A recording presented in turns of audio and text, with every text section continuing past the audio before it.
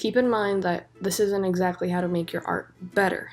I don't think any of these can make your art better, it's just things to keep in mind if you want to go for a specific cute look. Adjust your lines. When a lot of us draw, assuming we all grew up watching cartoons and reading comics, they usually have dark, thick black lines. One way to make your art cuter is to color your lines a color other than black. Whether it be purple, red, blue, it doesn't really matter.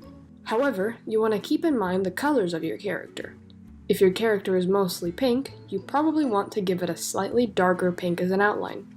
Giving it a green or opposite outline might be a nice effect, but not for what we are going for. Another way is to make it lineless.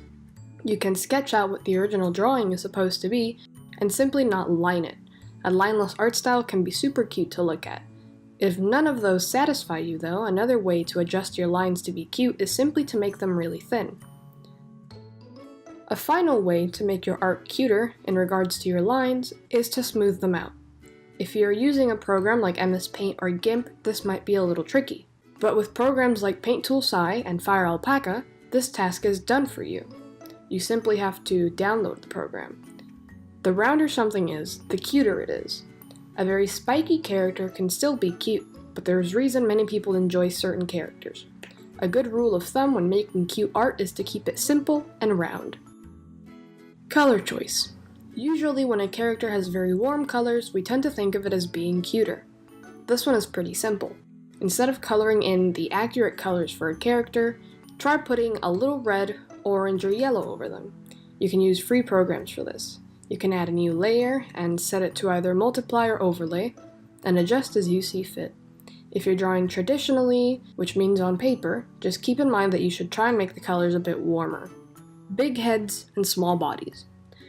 This one is a little weird when you first describe it, but when we start drawing, one of the first things that helps determine if a character is cute is their head height. To explain this, I'll grab some characters you might recognize. Cuphead, for example, is about 2.5 head heights. A character like Superman can be drawn with anywhere from 7 to 8 head heights. Essentially, the bigger the head and the more proportionally smaller the body of your character is, the cuter they will look. As a general guide, most things that appear to be smaller with bigger heads appear to be cute to us. This is why the chibi art style is very cute to look at. It follows this design really closely. Shading. If you want to shade your art, one of the first things to keep in mind is that soft shading is very fitting with the cutesy art style. If you give a very cute drawing a harsh and solid shadow, that's in the more dynamic sort of area. That's the type of shading you'd see in a superhero comic. There are of course exceptions to everything I mentioned, and everything is subjective, meaning it's all up to our opinions, and I don't usually draw like this. But do let me know if any of this helped you. These are fun things to keep in mind if you're going for a cute character or a cute drawing in general. Feel free to send me your art or any questions. I have an Instagram, a DeviantArt, and my email. Bye!